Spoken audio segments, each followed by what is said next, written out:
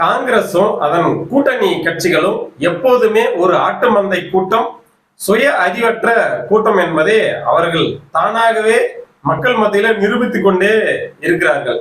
அமெரிக்காவிற்கும் அரபு நாட்டுக்கும், அதாவது ஈரானுக்கும் இடையே ஏற்பட்டு இருக்கக்கூடிய போர் சூழ்நிலையினால பல உலக நாடுகளுக்கு எண்ணெய் தட்டுப்பாடு மற்றும் சிலிண்டர் தட்டுப்பாடு, அதாவது சமையல் எரிவாயு தட்டுப்பாடு ஏற்பட்டு இருக்குது.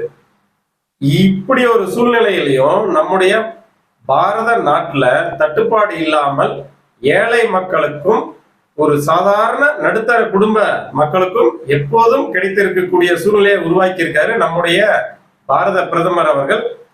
இதை சகித்துக் கொள்ள முடியாத இந்த திராவிட மற்றும் காங்கிரஸ் கூட்டங்கள் தட்டுப்பாடு ஏற்பட்டிருக்கிற மாதிரியான ஒரு பொய்யை பரப்பி மக்களை ஏமாற்ற நினைக்கிறார்கள். ஆனால் அதை மக்கள் விழிப்போடு இருந்து புரிந்து கொண்டு நமக்கான ஆட்சி எதுன்றத புரிஞ்சு செயல்பட்டு வராங்க.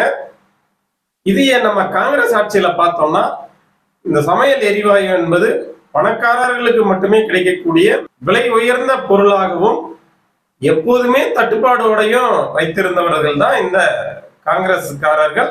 இப்ப இருக்கக்கூடிய நம்முடைய பாரத பிரதமர் அவர்கள் எப்போதும் தட்டுப்பாடு இல்லாமல் கிராமத்தில் இருக்கக்கூடிய பெண்களும் பயன்பெறக்கூடிய வகையில் மிக குறைந்த விலையில் சீரான விலையில எப்போதுமே கிடைக்கக்கூடிய ஒரு பொருளாகவும், இந்த மாதிரியான உலகத்தில் ஏற்படக்கூடிய அசாதாரண சூழ்நிலையிலையும் நமக்கு தட்டுப்பாடு இல்லாம கிடைக்கக்கூடிய சூழ்நிலையை உருவாக்கி இருக்கிறாரு. இதை சகித்துக் கொள்ள முடியாத இந்த தேசத்திற்கு எதிரான கூட்டங்கள் ஒரு பொய்யை பரப்பி மக்களை ஒரு முட்டாளாக்கக்கூடிய ஒரு சூழ்நிலையை உருவாக்கிட்டு வராங்க. ஆனா மக்கள் தெளிவா இருக்கிறதுனால தேசத்தின் வளர்ச்சியில பங்கெடுக்கிறோன்றதுல எப்போதுமே முனைப்போட இருக்கிறோம். இதை தொடர்ந்து வரும் காலங்கள்ல ஆட்சி மாற்றங்களை உருவாக்கி, அதாவது திராவிட மாடல் ஆட்சியை வீட்டுக்கு அனுப்பி மக்களுக்கான ஆட்சியை உருவாக்க வேண்டியது நம்முடைய கடமை.